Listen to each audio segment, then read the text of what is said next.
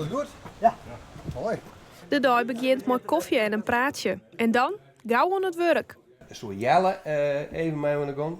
Dan attributen maar naar wat verwijderen worden, dat ook zelfs. Nou ja, we zijn hier nou op een boppenverdieping en hier is het oerzicht van 24 jaar Scootjesmuseum.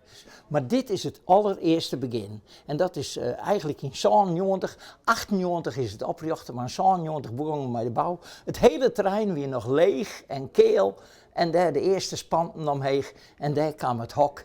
En wat moest dat worden? Een Scootjesmuseum, een historische scheepswerf. Het museum draait volslijn op vrijwilligers. Zielen en varen is ik mijn passie altijd west en mijn band zit op scootjes, dus ja, het zit wat in de holle. Het moet hier goed onderhouden worden. Het moet ze nog verder worden. Ja, dan zijn alle activiteiten hier. En dat gaat om scootjes dat we die vroeger hier met mijn paken nog wel opladen had.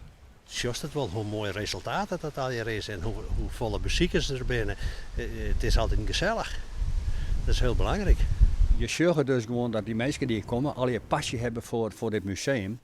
Ja, en wat heel belangrijk is, en dat vind ik eigenlijk ook wel, dat we dus het voor de nageslacht bewaren wat hier al is. Dat de mensen al 50 jaar na weten wat betekenen de scootjes. Nou, en ja, ik heb mijn hartje wel een beetje verleend.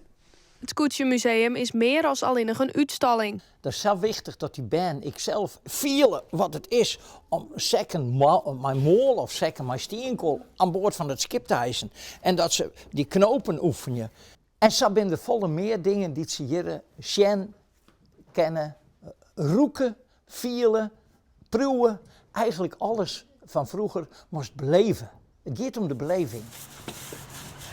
Komende sneeuw is er een iepen dag in het museum.